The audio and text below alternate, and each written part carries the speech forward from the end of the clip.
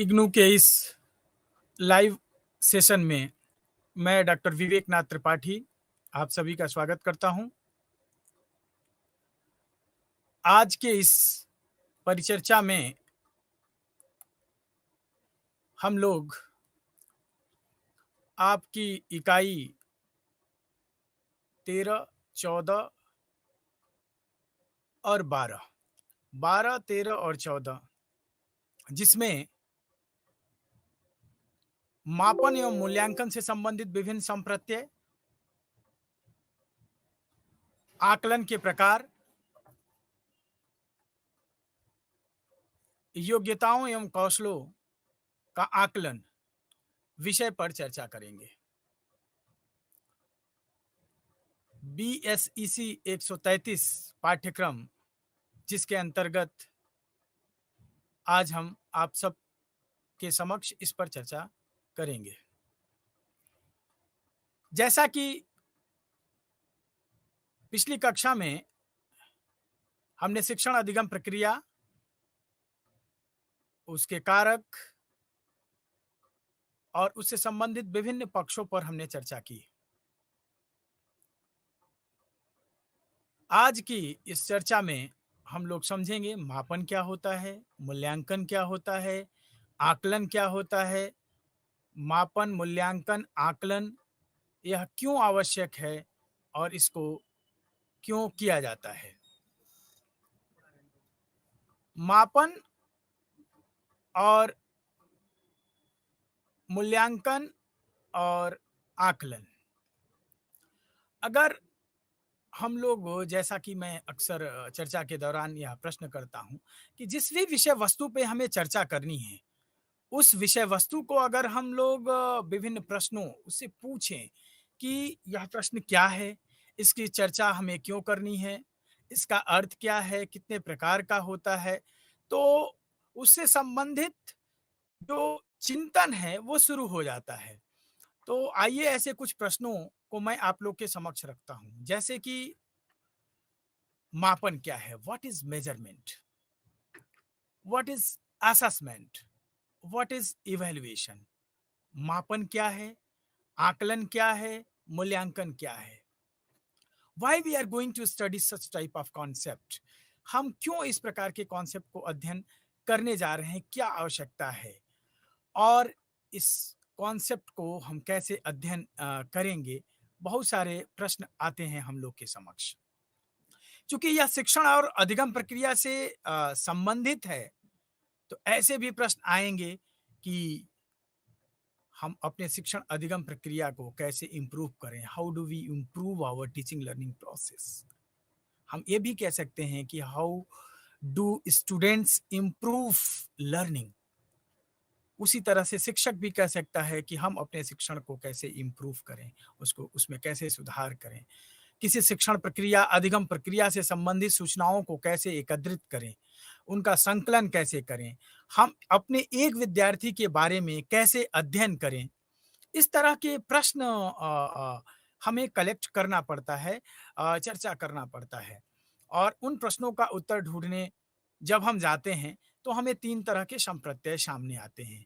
पहला संप्रत्यय मापन का होता है, दूसरा आकलन का और तीसरा मूल्यांकन का। अब अधिगम से संबंधित विभिन्न प्रकार की जो बैरियर्स हैं वो साथ साथ चलते हैं। इस आकलन, मूल्यांकन और मापन में ये जो बैरियर हैं, जिनको हम लोग बाधाओं के रूप में कह सकते हैं, अधिगम में मूलतः physical barrier, psychological barrier, socio cultural barrier और इंस्टीट्यूशनल और इंस्ट्रक्शनल बैरियर कार्य करते हैं। हमें इस मेजरमेंट, असेसमेंट और इवैल्यूएशन के द्वारा इन सारे बैरियर्स को एड्रेस करना होता है, उनको कम करना, उन बाधाओं को कम करना होता है, ताकि हम अपनी अधिगम प्रक्रिया को प्रभावी, सरल, सहज और सुगम बना सकें। बहुत सारे ऐसे प्रश्न आते हैं। चूंकि पूरे अधिगम प्रक्रिया में 3 कारक जो है महत्वपूर्ण भूमिका निभाते हैं, जिसमें पहला कारक होता है विद्यार्थी, दूसरा होता है विषय वस्तु और तीसरा जो होता है वो शिक्षक का होता है। तो ये 3 जो तत्व हैं वो महत्वपूर्ण हैं। अब शिक्षक जो है उससे संबंधित मापन, मूल्यांकन और आकलन में क्या प्रश्न हो सकते हैं? विद्यार्थी से संबंधित तो हम कह सकते हैं कि जब हम शिक्षक की भूमिका में होते हैं, तो हमारे दिमाग में ऐसे प्रश्न आते हैं व्याख्यान के दौरान, इस चर्चा के दौरान भी ऐसे प्रश्न आ रहे हैं कि कितने लोगों को मेरी बात समझ में आ रही है? How students are learning well और हाउ मेनी आर नॉट? तो कितने विद्यार्थी हैं जो अच्छे तरीके से समझ पा रहे हैं, सीख पा रहे हैं, अधिगम कर पा रहे हैं और कितने ऐसे हैं जो नहीं कर पा रहे हैं? कितने ऐसे विद्यार्थी हैं जो बहुत ही अच्छे तरीके से वो कौन-कौन से हैं, उनको उनकी पहचान करना, उनका आइडेंटिफिकेशन करना। कक्षा में सक्सेसफुल लर्नर कौन है, एक सफल अधिगमकर्ता कौन है, इसका भी पता लगाना। ये सारे प्रश्न मापन और मूल्यांकन तथा आकलन की तरफ ही इंडिकेट करते हैं। इसी तरीके से विषय वस्तु है। तो कोर्स कंटेंट कहाँ तक कंप्लीट हो गया? कोर्स कंटेंट को विद्यार्थी कहाँ तक सीखता है? मतलब एक जिसको कहें कि विषय वस्तु से जब हम मापन की दृष्टि से प्रश्न करते हैं, तो कहीं न कहीं अप्रत्यक्ष रूप से विद्यार्थियों से संबंधित होता है कि स्टूडेंट्स किस विषय वस्तु पर ज़्यादा ध्यान केंद्रित कर रहे हैं, किस विषय वस्तु को बहुत ही सरल तरीके से समझ रहे हैं। तो इस तरीके से प्रश्न जब शिक्षक करता है अपनी विषय वस्तु को लेकर के, अपने विद्यार्थियों को लेकर के, अपने शिक्षण विधि को लेकर के, इसी तरह से शिक्षण से संबंधित वो प्रश्न कर रहा है कि जो हमने शिक्षण किया वो कितना सकारात्मक पॉजिटिवली कितना अफेक्ट कर रहा है लर्नर को, वो कितने सकारात्मक रूप से सीख रहा है, ये आकलन का विषय है, ये मापन का विषय है, ये मेजरमेंट का इवैल्यूएशन का, असेसमेंट का विषय है। तो ऐसे बहुत सारे प्रश्न आते हैं शिक्षक से संबंधित, विद्यार्थी से संबंधित और विषय वस्तु से संबंधित। इन सारे प्रश्नों को जिसकी अभी मैंने चर्चा की, इन सारे प्रश्नों को हम एड्रेस करेंगे। इन सारे प्रश्नों को हम समझने का प्रयास करेंगे, इन सारे प्रश्नों को हम उत्तर देने का प्रयास करेंगे और इन सारे प्रश्नों का उत्तर मापन में निहित है, आकलन में निहित है और मूल्यांकन में निहित है। जो आ आकलन है, उसका फंडामेंटल प्रिंसिपल है जो वो है कि स्ट्रॉन्ग कनेक्शन होना चाहिए between learning, teaching and assessment. तो फंडामेंटल प्रिंसिपल जो है असेसमेंट का है कि making strong connection between learning, teaching and assessment in order to improve, in order to raise students standard of achievement. विद्यार्थियों की उपलब्धि को बढ़ाने के लिए हमें शिक्षण, अधिगम और आकलन इन तीनों में संबंध स्थापित करना पड़ेगा। हम किसी को भी अलग नहीं कर सकते। असेसमेंट को लर्निंग से अलग नहीं कर सकते, लर्निंग को असेसमेंट से अलग नहीं कर सकते। आगे हम इसकी चर्चा करेंगे कि असेसमेंट और लर्निंग कैसे संबंधित हैं। तो हमें जो है ये समझना होगा कि आकलन का मूल उद्देश्य यही है, उसका फंडामेंटल जो मूल सिद्धांत है वही है कि वो शिक्षण के साथ-साथ अधिगम और आकलन में एक मजबूत संबंध बनाने का प्रयास आकलन की क्षेत्र या विषय वस्तु के अंतर्गत आता है। बहुत सारी अवधारणाएं जो हम साथ-साथ लेकर के चलते हैं कि प्रभावी अधिगम प्रभावी शिक्षण पे निर्भर करता है। लेकिन अब बदलते परिदृश्य में प्रभावी अधिगम, प्रभावी आकलन, इफेक्टिव असेसमेंट होगा कि कहाँ पे अधिगम नहीं हो रहा है तो प्रभावी अधिगम होगा, उसको दूर कर करके प्रभावी शिक्षण कर सकते हैं। तो पहला एजम्पशंस हमारा हो सकता है कि जब हम इम्प्रूव टीचिंग करते हैं या इम्प्रूव लर्निंग का अजम्पशन लेकर के चलते हैं तो इम्प्रूव टीचिंग अपने आप स्वीकार कर ली जाती है। उसी तरीके से बहुत सारे अजम्पशंस हैं, हम उन अजम्पशंस को पूरा करते हैं, उन अजम्पशंस को मेजरमेंट असेसमेंट के द्वारा सिद्ध करने की कोशिश करते हैं। कुछ ऐसे प्रश्न भी होते हैं कि हमें वो गाइड करते हैं कि हमें मापन कब करना है, हमें आकलन करना कब करना है, हमें मूल्यांकन कब करना है, किस तरह की इवैल्यूएशन टेक्निक्स हमें चाहिए, किस तरह की जो है असेसमेंट टेक्निक्स चाहिए। तो जब इस तरह के विचार मन में आते हैं तो कुछ जब हम ऐसे प्रश्न करेंगे कि जिस किस शिक्षण तकनीकी के द्वारा, किस मूल्यांकन तकनीकी के द्वारा, किस असेसमेंट टेक्निक्स के द्वारा हमें ऐसी इन्फॉर्मेशन, असेसमेंट क्या करता है? वो एक इन्फॉर्मेशन प्रोवाइड करता है about what students are learning in individual classroom. तो जब हम इस तरह के प्रश्न करते हैं कि एक विद्यार्थी व्यक्तिगत रूप से किसी कक्षा में कैसे सीख रहा है, तो हम उस दिशा में धीरे-धीरे बढ़ रहे होते हैं। मेरे कहने का तात्पर्य, मेरे बोलने का तात्पर्य या इस प्रश्नों को खड़ा करने का तात्पर्य है कि हम अब एक्सप्लोर करने की स्थिति में होते हैं कि कौन-सी टेक्निक्स लगाई जाए असेसमेंट की, किस तरीके से आकलन किया जाए बच्चों का, ताकि हमें पता चल सके कि कौन-सी प्रविधि असेसमेंट के लिए बहुत ही एप्रोप्रिएट है। इस तरीके से कौन-सी ऐसी टेक्निक्स है जो ये प्रोवाइड करेगी कि अल्टरनेटिव वेरिएबल्स को कैसे कंट्रोल करें? कौन-सी ऐसी टेक्निक्स है जो ये फीडबैक प्रोवाइड करेगी कि शिक्षक का जो इंस्ट्रक्शन है वो विद्यार्थियों तक पहुँच रहा है, स्टूडेंट्स इन्फॉर्मेशन को जो है रिसीव कर रहे हैं। तो number of question can be asked, विभिन्न प्रकार के प्रश्न पूछे जा सकते हैं। पूछने का तात्पर्य सिर्फ यहाँ पे यही है कि विभिन्न प्रकार के प्रश्नों को खड़ा करके एक एप्रोप्रिएट असेसमेंट टेक्निक्स का चयन करना, ताकि वो सूचना, वो इन्फॉर्मेशन जो हमें चाहिए, जिसके लिए हम इस प्रकार की चर्चा पर करने जा रहे हैं असेसमेंट, मेजरमेंट, उसका पता चल सके। और एक साइकोलॉजिस्ट एजुकेशनिस्ट हैं, वो कहते हैं कि it's time to shift from summative और formative assessment, from making judgement to creating descriptions. वो कहते हैं कि ये समय है कि हमें शिफ्ट करना चाहिए फॉर्मेटिव असेसमेंट के और समेटिव असेसमेंट की जगह पे हमें इस तरह के असेसमेंट की टेक्निक्स की तरफ बढ़ना पड़ेगा, जहाँ पे हम असेसमेंट को डिस्क्राइब कर सकें कि अगर वो 30 मार्क्स पाया ही है तो कैसे पाया, कहाँ पे उसका डिस्क्रिप्शन क्या है। हमने ग्रेडिंग कर दी, तो कहीं न कहीं अब हम इनोवेटिव असेसमेंट टेक्निक्स की तरफ बढ़ रहे हैं।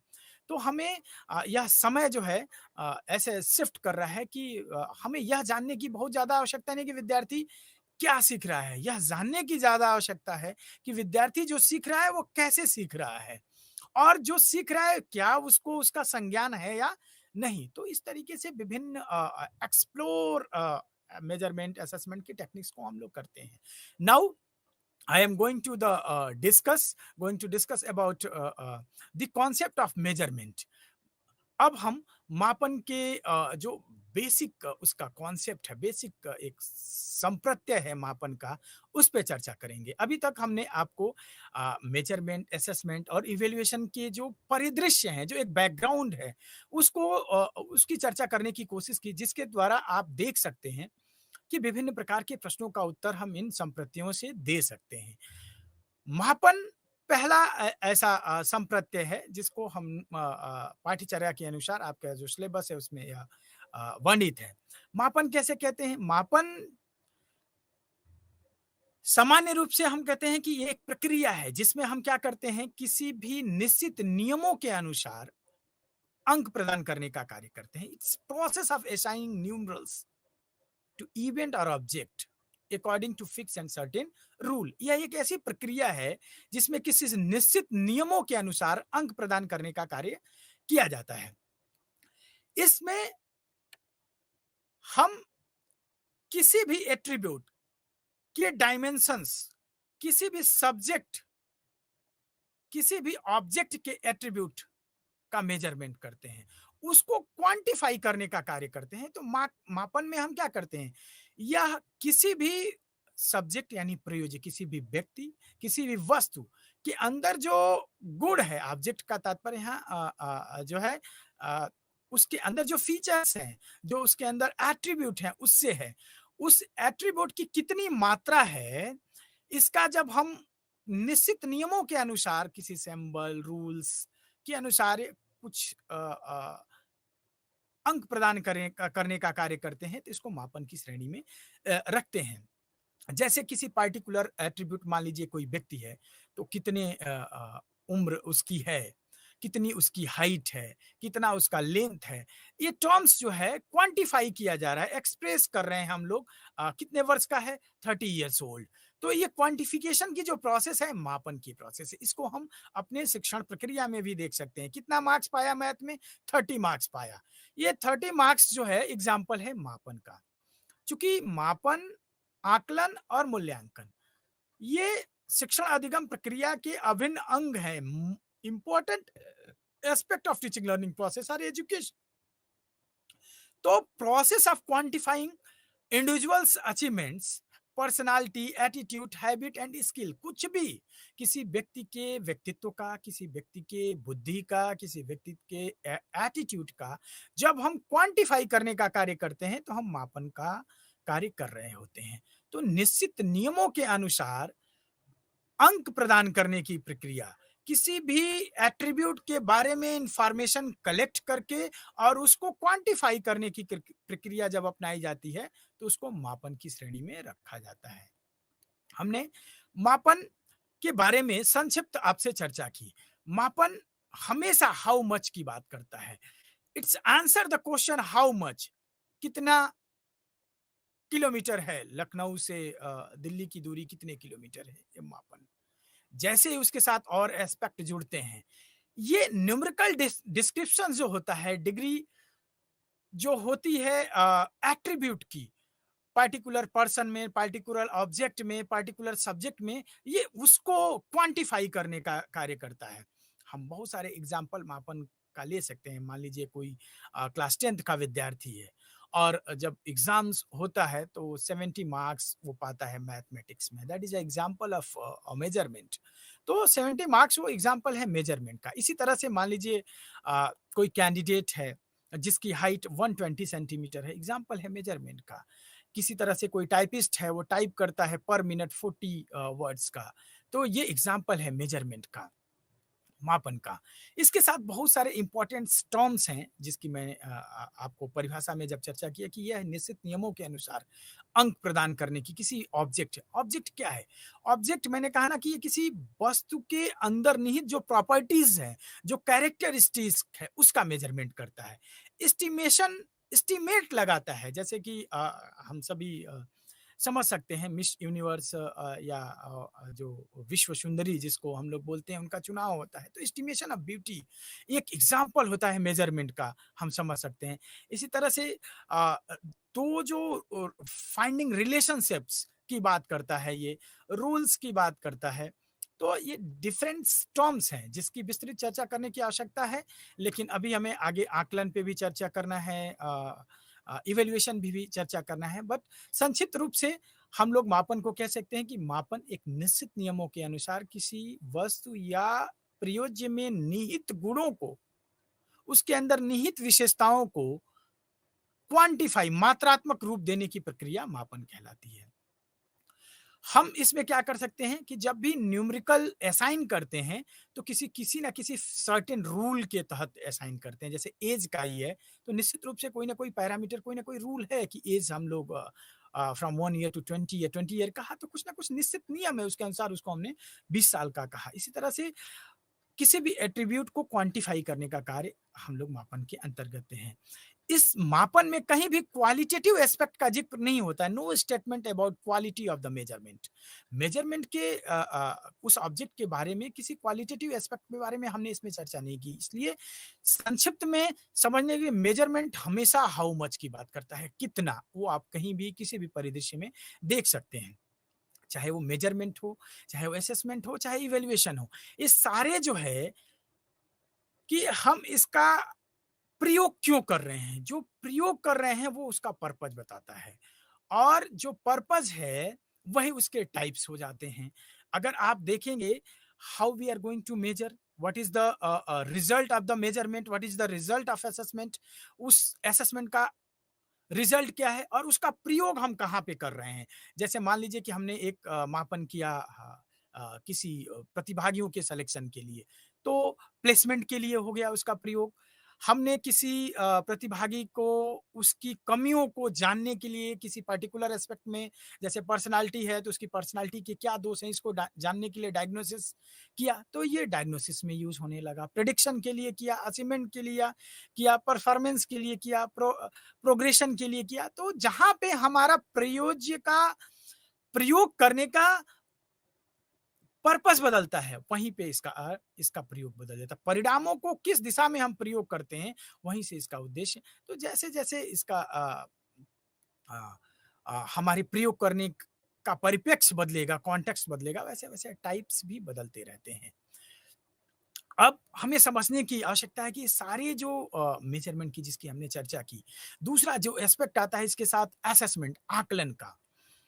अब हम अगर देखें कि हम लोग बात कर रहे हैं अधिगम शिक्षण की, तो अधिगम का जो एक व्यू है, जो स्कूल ऑफ थॉट्स हैं साइकोलॉजी के, बहुत सारे डिफरेंट स्कूल ऑफ थॉट्स हैं, मनोविज्ञान के विभिन्न जो स्कूल्स हैं, उन सब ने अधिगम को अपने-अपने हिसाब से परिभाषित करने का कार्य किया। और उसके अनुसार जैसे कि अगर आप देखेंगे सबसे सरल जो बिहेवियरल व्यूज़ है, influence of behavioural view of learning, उनका असेसमेंट पे क्या है? तो वो जब असेसमेंट को कहते हैं तो कहते हैं कि assessment as a product of learning, उसको हम लोग असेसमेंट ऑफ लर्निंग के रूप में समझ सकते हैं। तो जो बिहेवियरल व्यू है वो असेसमेंट को as a product of learning के रूप में देखते हैं। आकलन किसका, जैसे किसी विद्यार्थी को कोई सूचना दी गई, उस सूचना को उसने कितना ग्रहण किया, इससे तात्पर्य हो गया। दूसरा जो व्यू आता है असेसमेंट को प्रभावित करने वाला, वो होता है कंस्ट्रक्टिविज्म। तो जो कंस्ट्रक्टिविज्म है इसके अंतर्गत क्या करते हैं, वो लिंक करना कोशिश करते हैं जो कंटेम्परेरी थ्योरी है लर्निंग की, जो समसामयिक जो अभी वर्तमान में जो रिसेंट लर्निंग थ्योरी है, उनका उनको एम्फसाइज करते हैं प्रोसेस ऑफ लर्निंग में, और उसको असेसमेंट से जोड़ने का कार्य करते हैं। उसमें बेसिकली होता क्या है कि ऑनगोइंग प्रोसेस जो चल रही है उस पे बात करते हैं। तो इनका शिफ्ट हुआ प्रोडक्ट ऑफ लर्निंग से प्रोसेस ऑफ लर्निंग की तरफ। उसी तरह के से जो कंस्ट्रक्टिविस्ट जो साइंस अप्रोच है जिसको हम लोग मेटाकॉग्निशन बोलते हैं, ये एसोसिएटेड होता है मेटाकॉग्निशन ऑफ स्टूडेंट्स। मीन्स वहां पे क्या है कि स्टूडेंट्स को हम एक ऑटोनोमस लर्नर की तरफ बनाने की बात करते हैं।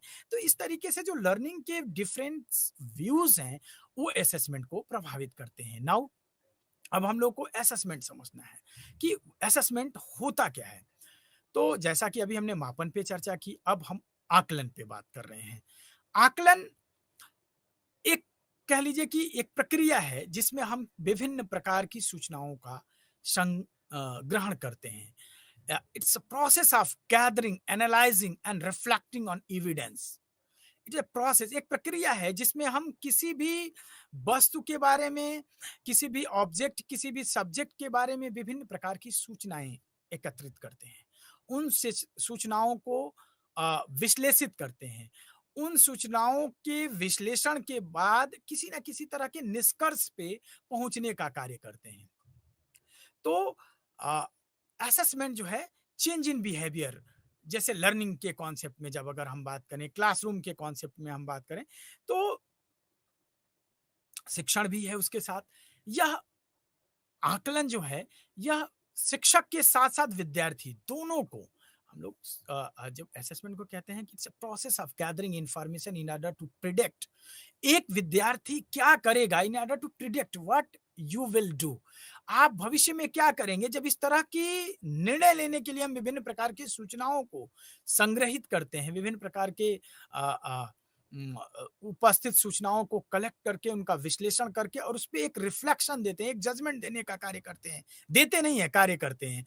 तो वहां पे हम असेसमेंट की प्रक्रिया की तरफ बढ़ रहे होते हैं, असेसमेंट की प्रक्रिया का पालन कर रहे होते हैं। अधिगम मूल रूप से असेसमेंट शिक्षार्थी के साथ साथ विद्यार्थी दोनों को सहयोग देता है। चाहे विद्यार्थी हो तो उसको अधिगम में कैसे सुधार करना है, और शिक्षक है तो उसको कैसे शिक्षक में।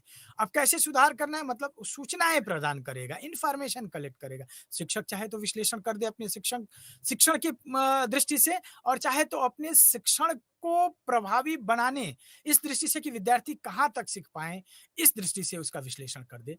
तो आकलन जो है कह लिया जाए कि एक तरीके से एक प्रक्रिया है जिसमें हम सूचनाओं को संग्रहित करते हैं। कॉन्टेक्स्ट अलग है, जैसे ही कहाँ पे आकलन हम कर रहे हैं, assessment of personality, assessment of intelligence, assessment of attitude, इस तरीके से हम assessment of classroom learning process, तो क्लासरूम असेसमेंट हो जाएगा। यहाँ पे बेसिकली जो है वो क्लासरूम असेसमेंट या कक्षा शिक्षण अधिगम प्रक्रिया की बात होती है। तो इस तरीके से अधिगम बेसिकली चयन करना, प्रमाणित करना, वर्णन करना, अधिगम में सहायता करना, यह कार्य जो है आकलन का है। और आकलन बहुत सारे, जैसे विद्यार्थियों के बारे में एक डीप अंडरस्टैंडिंग शिक्षक को देता है। साथ ही साथ विद्यार्थियों की अंडरस्टैंडिंग, समझ के बारे में, उनके अधिगम के बारे में और उसके साथ-साथ शिक्षक को शिक्षक के शिक्षण प्रक्रिया के बारे में, कैसे शिक्षण करें, उसके बारे में भी शिक्षक को मदद करता है और यह भी बताता है कि विद्यार्थी क्या जानते हैं, कैसे जानते हैं और जो जानते हैं उनको और कैसे प्रभावी बनाया जा सके, ये असेसमेंट के अंतर्गत आता है। इस तरीके से हम लोग कह सकते हैं कि assessment is a process by which information is obtain related to some known object और गोल। ये एक तरीके से एक प्रक्रिया जिसमें हम किसी तरह की सूचनाओं को एकत्रित करते हैं।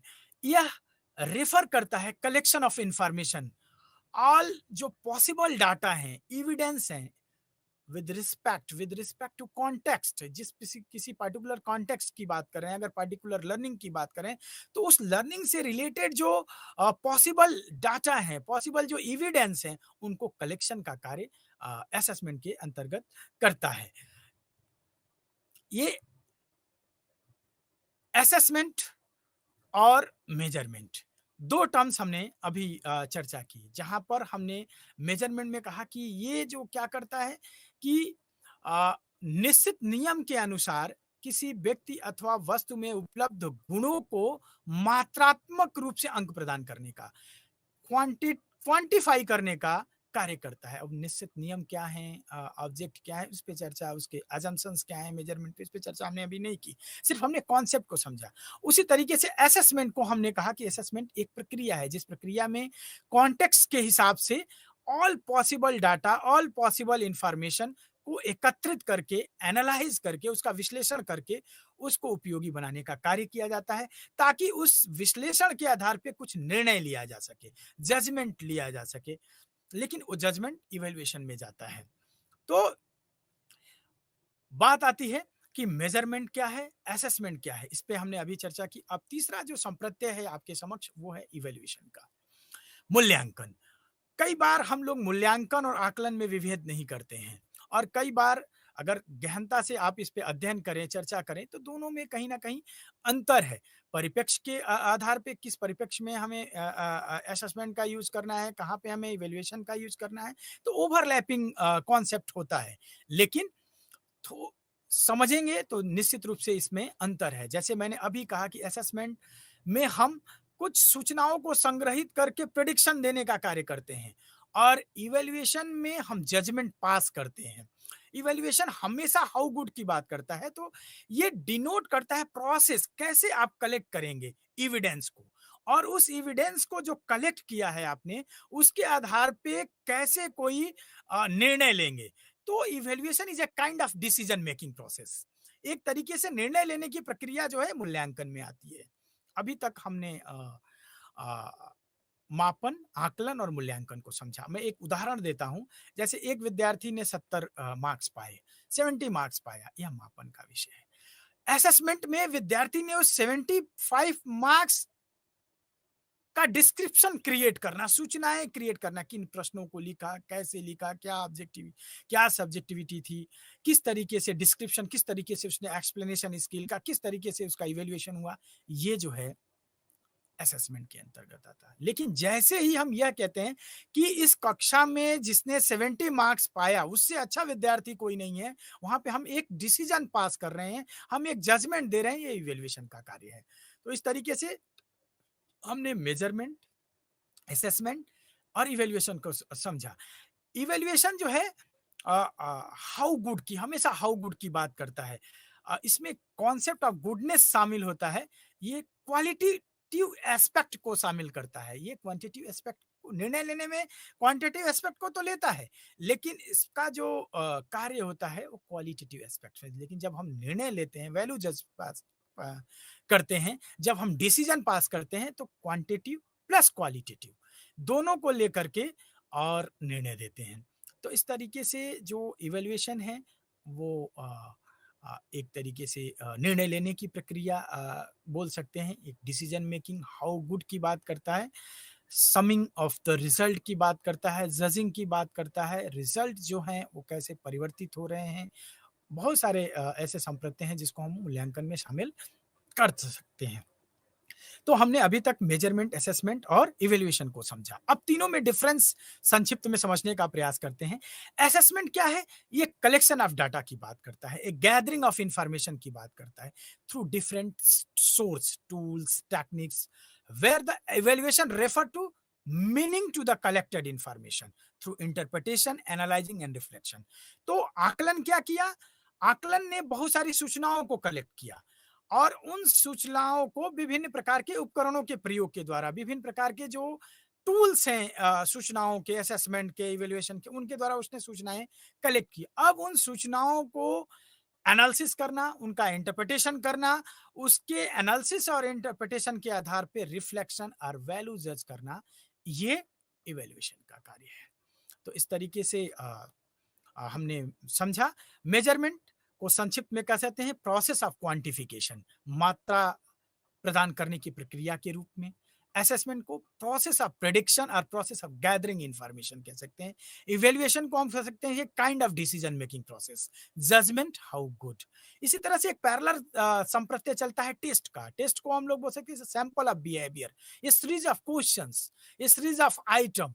किसी भी व्यक्ति के व्यवहार को जानने के लिए उसके व्यवहार से संबंधित कुछ कुछ तथ्य, कुछ सैंपल ले लेना, वो टेस्ट के अंतर्गत आते हैं, जिसमें हम एक प्रश्नों की श्रृंखला को भी रख सकते हैं, कह सकते हैं। ये है। अब इसके बाद हमें आता है, जैसे समझने की कोशिश करें तो मेजरमेंट क्या किया? क्वांटिफाई किया किसी एट्रीब्यूट को और उसका प्रयोग हम असेसमेंट में करने लगते हैं और असेसमेंट का प्रयोग हम इवेल्युएशन में करने लगते हैं। एक आपके जो पाठ्यक्रम है उसमें आकलन के विभिन्न प्रकारों की चर्चा की गई है कि आकलन क्या होता है। एक सिनारियो हम लेते हैं, एग्जाम्पल लेते हैं। हम सभी शिक्षक हैं और विद्यार्थी हैं। जब हम कभी प्रत्यक्ष मोड में होते हैं, अपने घर में किसी विद्यार्थी को देखते हैं कि पेरेंट्स टीचर मीटिंग होती है, इमेजिन करना है या सोचना है कि आज अपने ही घर के किसी बालक का जो है पेरेंट्स टीचर मीटिंग उसके विद्यालय में रखा गया है और हम जाते हैं अभिभावक के रूप में, पेरेंट्स के रूप में, और हमारे साथ अनेक अभिभावक उस मीटिंग में जाते हैं। और आप इमेजिन करिए वहां पे बैठे बैठे उन अभिभावकों का प्रश्न शिक्षक के साथ सुनिए। तो जैसे ही वो शिक्षक के साथ प्रश्न करते हैं तो कहते हैं कि मेरा बच्चा पिछली बार तो इसका जो परसेंटेज था वो 60% आया था, लेकिन इस बार जो है इसका परसेंटेज कम आया है। सोचना ये है कि क्या इन सारे प्रश्नों का शिक्षक एड्रेस दे पा रहा है, और अगर एड्रेस कर रहा है तो किस प्रकार के आकलन प्रविधि का प्रयोग कर रहा है। कहने का तात्पर्य है कि हम एक्सप्लोर करने की कोशिश कर रहे हैं कि आकलन कितने प्रकार का होता है। तो पहला प्रश्न ये शिक्षक एक एक अभिभावक करता है कि हमारा विद्यार्थी जो पहले पढ़ता था वो 60% मार्क्स लाया पिछले साल, लेकिन इस बार उसके परसेंटेज कम आए। एक वहीं पे अभिभावक खड़ा कहता है कि आजकल हमारे विद्यार्थी, हमारा जो बालक है उसको अधिगम में मन नहीं लगता, वो पढ़ना नहीं चाहता। वहीं पे एक अभिभावक खड़ा रहता है कि आप लोग अच्छे से पढ़ाते नहीं हैं। 3 प्रश्न पूछे गए। आप लोग को बच्चे कैसे सीखते हैं इसका अवलोकन करना चाहिए। बच्चे कहाँ पर क्या कर रहे हैं, नहीं कर रहे हैं, आप लोग उनका होमवर्क नहीं देखते। बहुत सारे प्रश्न आते हैं। क्या इन सारे प्रश्नों का उत्तर वो शिक्षक दे पाएगा? अगर वो नहीं दे पा रहा है, तो कहीं न कहीं हम कह सकते हैं कि आकलन की जो प्रविधि है, उसमें कमियाँ हैं। क्योंकि इन सारे प्रश्नों का एड्रेस तो देना है, इन सारे प्रश्नों का उत्तर तो हमें देना है। और वो कैसे दिया जाएगा? किस तरह के आकलन की प्रविधि का प्रयोग किया जाएगा? तो हम वहाँ पे आकलन के प्रकारों को समझने की कोशिश करते हैं। अब अगर वो ऐसा नहीं कर पा रहा है, तो कहीं न कहीं से अधिगम प्रभावित हो रही है। जैसे बच्चे ने कहा कि आपने देखा नहीं। अगर आपने देखा नहीं तो मतलब ड्यूरिंग द लर्निंग प्रोसेस शिक्षक ने विद्यार्थी कैसे सीख रहा है इसका काम नहीं किया। इसने देखा नहीं। इसका अचीवमेंट पिछला ज़्यादा था, इस बार कम हो गया, मतलब कि प्रोडक्ट ऑफ लर्निंग की बात की जा रही है, रिजल्ट ऑफ लर्निंग की बात की रही है, अनदर टाइप ऑफ असेसमेंट की बात की जा रही है। आपने क्या लिख रहा था क्लास में बैठे-बैठे विद्यार्थी, आपने इसको समझने का प्रयास नहीं किया। प्रोसेस ऑफ लर्निंग की बात की जा रही है। पहले ध्यान लगाता था, अब ध्यान नहीं लगाता है। क्या सही लिख रहा है, क्या गलत लिख रहा है, इसको आपने अवगत नहीं करा है। इससे आपको उसको विद्यार्थी को अवगत करना चाहिए। Something about metacognition, something about cognition, something about autonomous learner. तो इस तरीके के जब हम एक परिदृश्य हमने लिया, तो हम किस तरह के प्रश्न अभिभावक शिक्षक से पूछते हैं और वो प्रश्न क्या शिक्षक एक मूल्यांकन प्रविधि से, क्या मूल्यांकन की एक प्रकार से दे पाएगा? नहीं दे पाएगा। एक दूसरा एग्ज़ाम्पल हम लोग लेते हैं, जैसे आप देखते होंगे कि अ कोई कोच है, फुटबॉल का प्लेयर है, वॉलीबॉल का प्लेयर है और उसका कोई कोच है। म्यूज़िक कोई सिखाता है, उसको आप देखिए म्यूज़िक सिखाता है, तो क्या करता है वो? रिदम, वॉइस जो भी उसकी म्यूज़िक से संबंधित जो शब्दावली है, जो उसके प्रशिक्षण के तत्व हैं, उसको देने की कोशिश करता है। और आप देखते हैं कि बार-बार अभ्यास कराता है और ड्यूरिंग जैसे-जैसे कोई गाना गाता है तो हाथों को इशारा करता है ऐसे कि थोड़ा-सा स्लो मोशन, थोड़ा-सा हाई मोशन, उसी तरह से कोच जो है अपने प्लेयर्स को ऑब्जर्व कर रहता है। हम लोग भी जब भी मैच देखते हैं किसी प्रकार का फुटबॉल, वॉलीबॉल तो देखते हैं तो बाहर कहते हैं कि थोड़ा-सा इसने अच्छा किया होता तो रिजल्ट अच्छा आता। तुमको वॉलीबॉल में पहले से पोजीशन लेकर के खड़ी होनी चाहिए। अगर आप इमेजिन करिए इस दृश्य को जो मैंने आपको एग्ज़ाम्पल दिया कि किसी कोच को देखिए कि वो क्या पोजीशन में होता है। किसी ग्राउंड के बाहर जो दर्शक होते हैं उनको देखिए वो किस पोजीशन में होते हैं और किस तरह के प्रश्न खड़े करते हैं।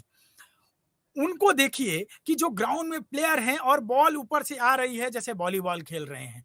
तो एकदम एकटक वो देखते रहते हैं कि बॉल कहाँ से आ रही है और कहाँ पे कितना किस तरह का रिएक्शन करना है, किस तरीके से हमें उस बॉल को प्ले करना है। तो ये सारे जो एग्ज़ाम्पल मैं आपको दे रहा हूँ, ये उदाहरण जो है ये एक्सप्लोर करते हैं असेसमेंट के टाइप्स को। मैंने अभी आपको बहुत सारे उदाहरण दिए।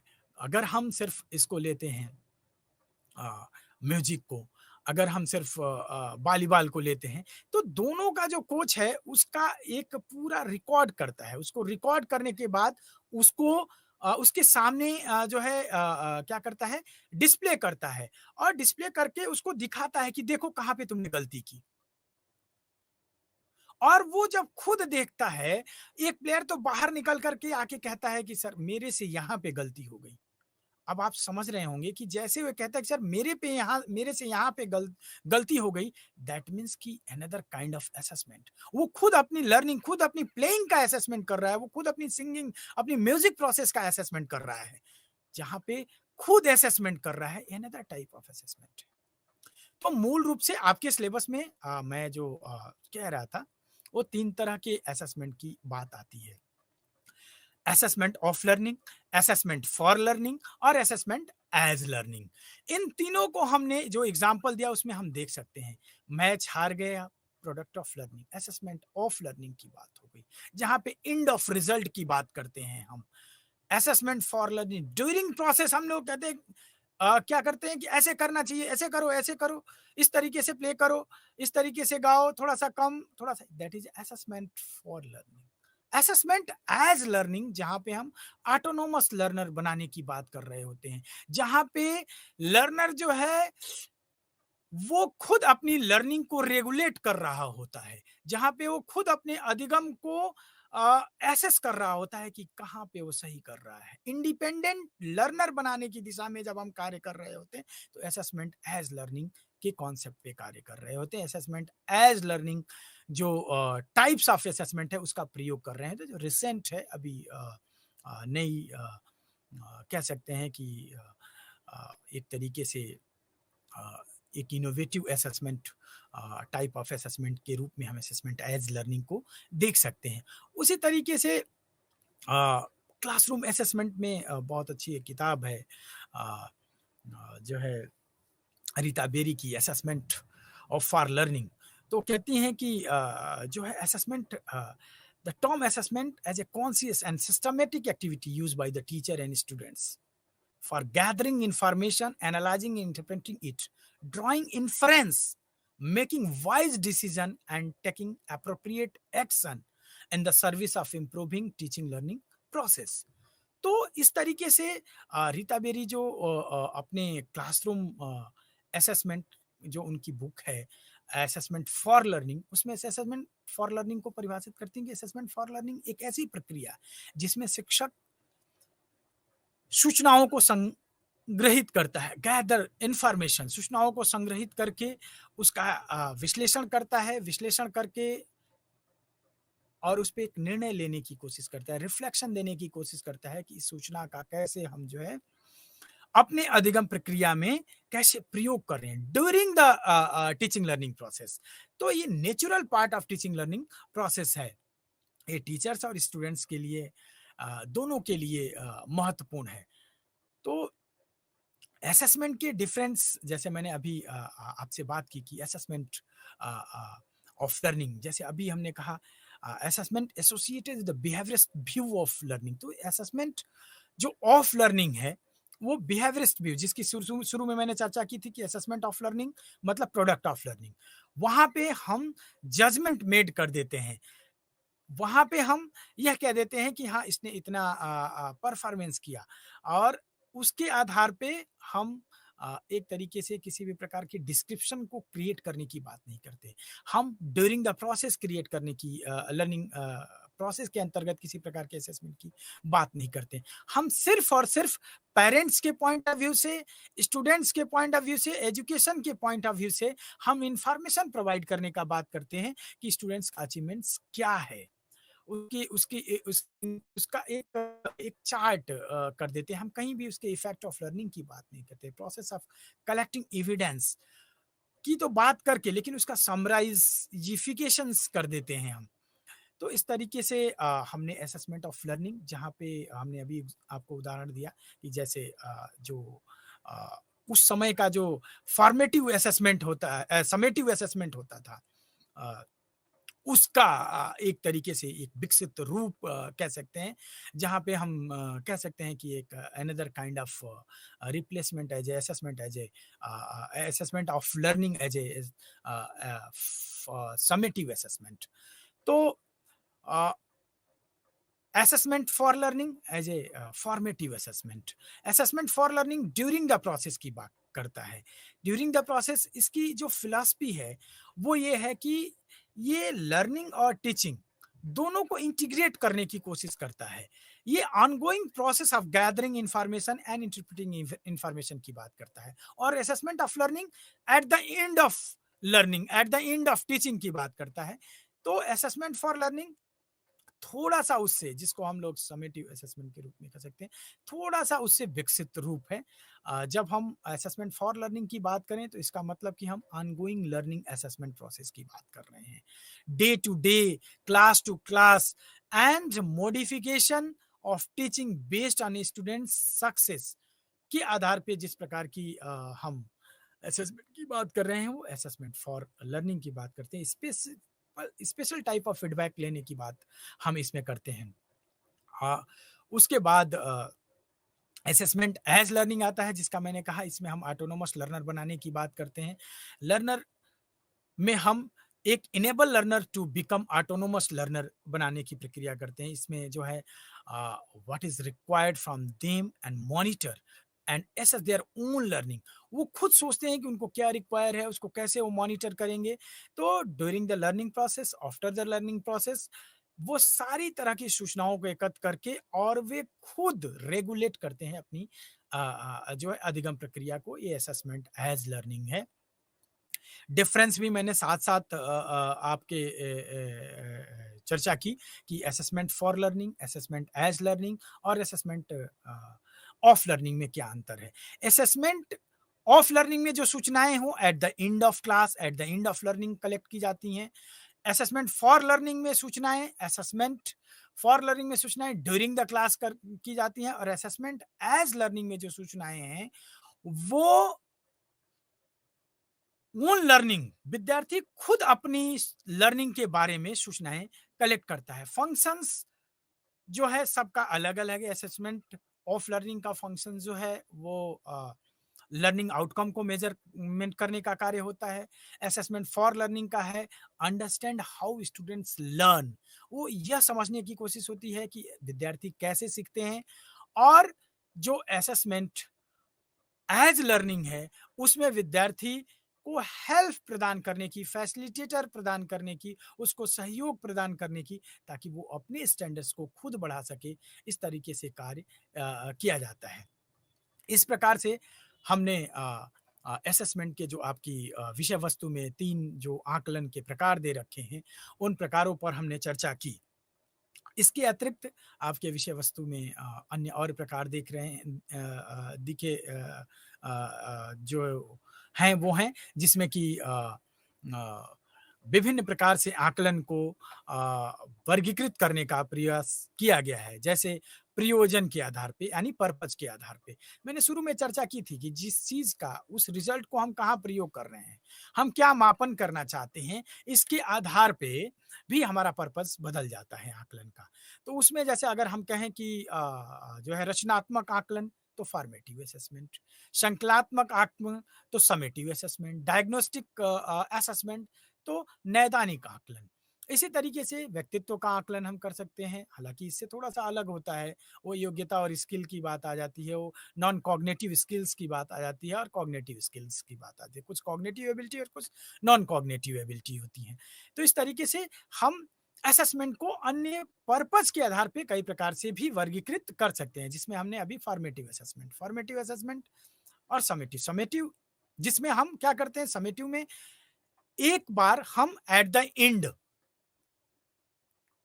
रिजल्ट को देते हैं और फॉर्मेटिव में हम क्या करते हैं, ऑनगोइंग प्रोसेस की बात करते हैं। जो ऐसे अभी हमने असेसमेंट फॉर लर्निंग की बात की, तो assessment for learning as a formative assessment, इसलिए इस पे ज़्यादा चर्चा करने की आवश्यकता नहीं है, क्योंकि assessment for learning is develop कह सकते हैं, एक विकसित रूप है फॉर्मेटिव असेसमेंट का। इसमें हम ऑनगोइंग प्रोसेस की बात है। समेटिव असेसमेंट में हम क्या करते हैं, at the end of assessment की बात करते हैं। डायग्नोस्टिक असेसमेंट में हम क्या करते हैं, जब किसी विशेष प्रकार की समस्या से कोई बालक, कोई अधिगम कर्ता ग्रसित है, तो उस दौरान हम डायग्नोसिस असेसमेंट का या कुछ हम फीडबैक देना चाहते हैं या कुछ हम सुधार करना चाहते हैं, तो हमें डायग्नोसिस असेसमेंट का प्रयोग करते हैं। तो प्रयोज्य के आधार पे ये 3 प्रकार के जो मूल रूप से आपके विषय वस्तु में दे रखा है, आपके कंटेंट में दे रखा है, वो है फॉर्मेटिव असेसमेंट, समेटिव असेसमेंट और डायग्नोस्टिक असेसमेंट। ये पर्पज के आधार पे। दूसरा जो है नेचर ऑफ डाटा, यानी आंकड़ों के आधार पे जो है वो आकलन। तो आकलन आंकड़ों के आधार पे 2 प्रकार का होता है। एक मात्रात्मक आकलन और दूसरा होता है वो गुणात्मक आकलन होता है। मात्रात्मक आकलन और गुणात्मक आकलन। मात्रात्मक आकलन जिसमें कि हम जब किसी भी ऑब्जेक्ट और किसी भी सब्जेक्ट के किसी एट्रीब्यूट को हम गुणात्मक दृष्टि से आकलन करने की मात्रात्मक दृष्टि से आकलन करने की कोशिश कर रहे हैं, तो वहाँ पे मात्रात्मक, और उसको गुणात्मक दृष्टि से जिसकी चर्चा हमने अभी की। तो इस तरीके से 2 प्रकार हम कर सकते हैं नेचर ऑफ डाटा के आधार पे जो है आकलन कितने प्रकार का होता है, जो आपकी विषय वस्तु में दे रखा है। इसके अतिरिक्त और भी प्रकार जो हैं, जैसे सतत और व्यापक मूल्यांकन, सतत और व्यापक कंटीन्यूअस एंड कॉम्प्रिहेंसिव इवैल्यूएशन। तो continuous and comprehensive evaluation CC जिसको हम लोग जानते हैं। अब सीसी को अगर आप कंटीन्यूअस मतलब आप समझ रहे हैं एक लगातार जो मूल्यांकन की आकलन की प्रक्रिया है उसका पालन करना। और व्यापक में यहाँ पे सिर्फ एक चीज़ ऐड करने की है, व्यापक में सिर्फ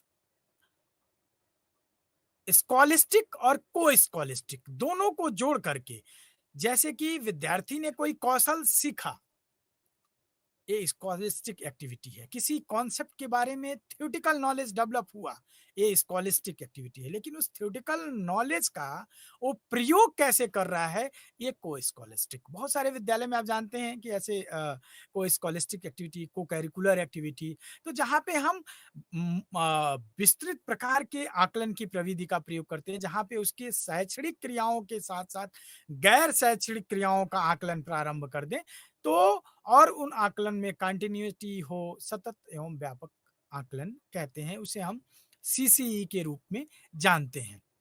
योग्यता एवं क्षमता आधारित आकलन, ये भी एबिलिटी, पार्टिकुलर एबिलिटी किसी व्यक्ति में कितना है, जैसे सिंगर है तो उसके अंदर किस तरीके की एबिलिटी, सिंगिंग को लेकर के किस तरीके की एबिलिटी है। तो योग्यता और जिसको हम लोग बोलते हैं कैपेबिलिटी, एंड एबिलिटी के आधार पे जब हम असेसमेंट करते हैं पार्टिकुलर किसी एबिलिटी को लेकर के, तो योग्यता अथवा क्षमता आधारित आकलन होता है। उसी तरीके से पीयर इवैल्यूएशन एक प्रकार दे रखा है। पीयर इवैल्यूएशन हम उम्र आकलन हम लोग बोलते हैं। ये क्या होता है पीयर इवैल्यूएशन? जहाँ पे आप ही की कक्षा में आप किस बैठने वाला विद्यार्थी आपकी अधिगम प्रक्रिया का, आपकी उपलब्धि का आकलन करता है। तो पीयर इवैल्यूएशन भी कहा एक प्रकार है आकलन का। कई बार हम लोग समूहों में भी आकलन करते हैं, ग्रुप टेक्निक्स हैं उसके लिए, असेसमेंट की ग्रुप टेक्निक्स हैं। तो एक साथ हम कोई टेस्ट फ्लोट करते हैं और सबका असेसमेंट कर लेते हैं। फॉर एग्जांपल इंटेलिजेंस टेस्ट है, फॉर एग्जांपल पर्सनालिटी टेस्ट है, इंटरेस्ट टेस्ट है, एप्टीट्यूड टेस्ट है, that that will be use in a group form. तो इसको हम लोग समूहों में व्यक्तियों का आकलन करते हैं। इसके अतिरिक्त आकलन के विभिन्न उपकरण की चर्चा आपके विषय वस्तु में की गई है। पोर्टफोलियो, रूब्रिक्स, अधिगम लाभ, ग्रेडिंग। अब ये जो पोर्टफोलियो है, ये पोर्टफोलियो अ, जो ये पोर्टफोलियो इसका आकलन के रूप में एक उपकरण के रूप में प्रयोग किया जाता है। 1990 के आसपास इसको जो है विभिन्न कलाकारों के द्वारा अपने कौशलों एवं क्षमताओं को दिखाने के लिए, उसको आकलन करने के लिए इसका प्रयोग किया जाता था। विद्यार्थियों के कार्यों का आकलन करने के लिए पोर्टफोलियो एक प्रमुख साधन बन गया। कई शिक्षक शिक्षा से संबंधित विभिन्न जो पाठ्यक्रम हैं, इस क्षेत्र में इसका प्रयोग करते हैं। ये एक प्रकार से कहें कि पोर्टफोलियो एक व्यवस्थित और सुनियोजित संग्रह है, उन समस्त प्रकार के अनुदेशात्मक जो इंस्ट्रक्शनल एक्टिविटीज़ हैं, जो एक्टिविटी मूल्यांकन के उद्देश्य में सहायक हैं, उनका एक संग्रह है। तो इस तरीके से विभिन्न प्रकार के पोर्टफोलियो का प्रयोग आज के दिनों में किया जा रहा है। रूब्रिक्स हैं। अब ये रूब्रिक्स भी एक तरीके का स्कोरिंग उपकरण है, जिसमें विद्यार्थियों के कार्यों का आकलन जो है किसी मापदंडों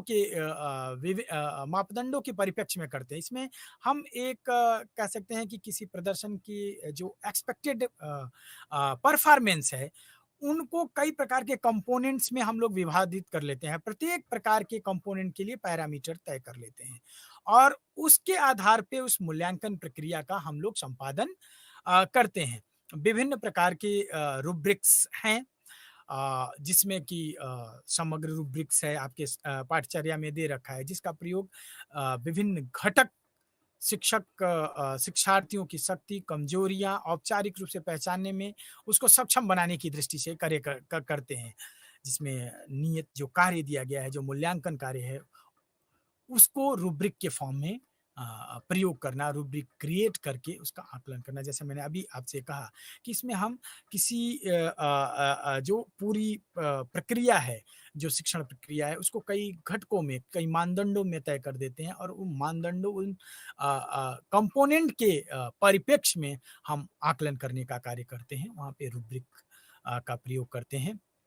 इसी प्रकार से कार्यक्षेत्र के आधार पे, जैसे मैंने अभी आपसे चर्चा की कि कार्यक्षेत्र के आधार पे उद्देश्य के आधार पे, आंकड़ों के आधार पे, कार्यक्षेत्र के आधार पे भी जो है आकलन कई प्रकार के होते हैं। शैक्षणिक क्षेत्र के आधार पे और शैक्षणिक क्षेत्र के आधार पे, जो कि आपके जो सिलेबस है उसमें इस बात का ज़िक्र है कि ये कार्यक्षेत्र के आधार पे आकलन कितने प्रकार का होता है।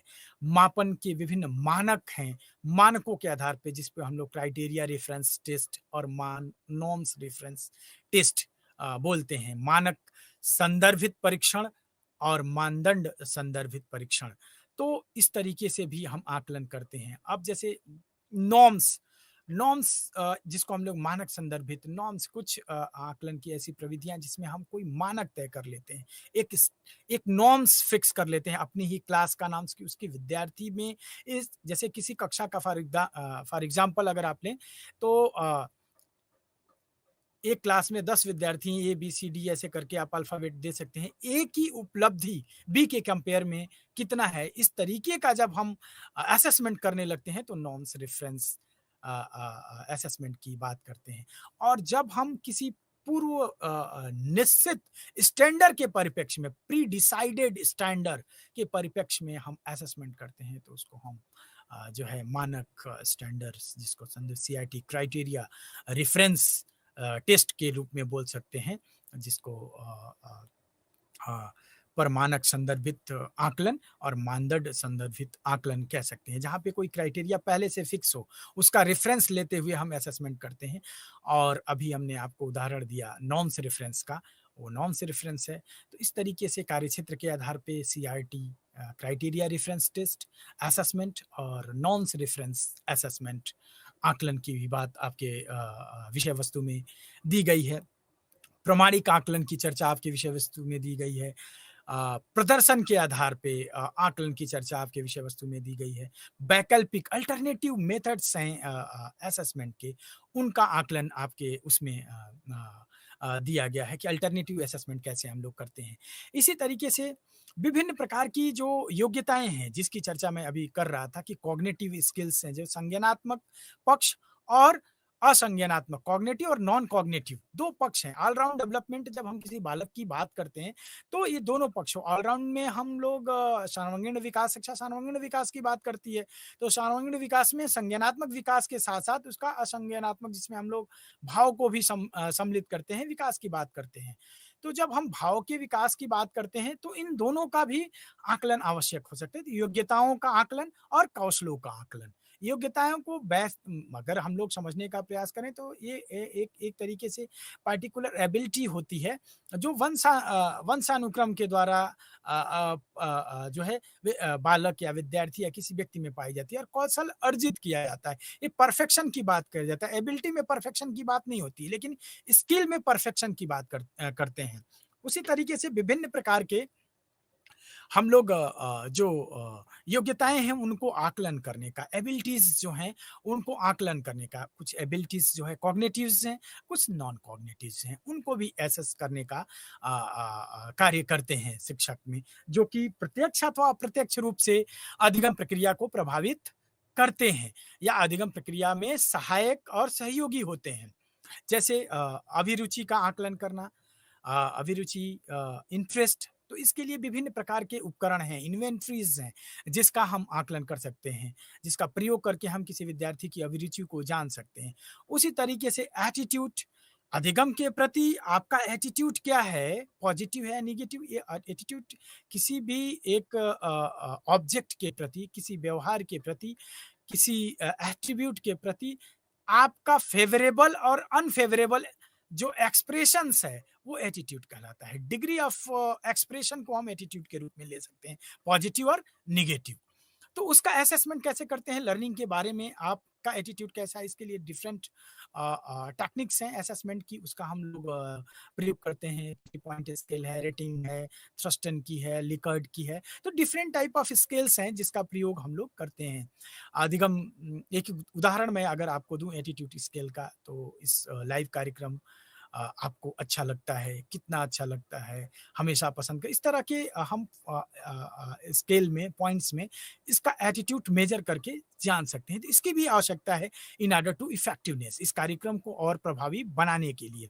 उसी तरह से व्यक्तित्व का आकलन आपके विषय वस्तु में दे रखा है, चूँकि समय की सीमा को ध्यान में रखते हुए अगर व्यक्तित्व के आकलन की हम बात करें, तो बेसिक 3 पर्पज़ हैं कि हम व्यक्तित्व का आकलन क्यों करते हैं। व्यक्तित्व का आकलन हम करते हैं टू प्रेडिक्ट, किसी व्यक्ति के व्यक्तित्व को बताना कि उसका व्यक्तित्व कैसा है। फिर ये बताना कि उसका व्यक्तित्व कैसा है, उसकी to understand, to predict and to modify. तो यह प्रेडिक्ट करना कि कैसा है, यह समझना कि वो कैसा व्यक्ति है, और वह समझ करके या प्रेडिक्ट करके या उस व्यक्ति के व्यक्तित्व को मॉडिफाई करने के लिए हमें व्यक्तित्व के आकलन की आवश्यकता पड़ती है।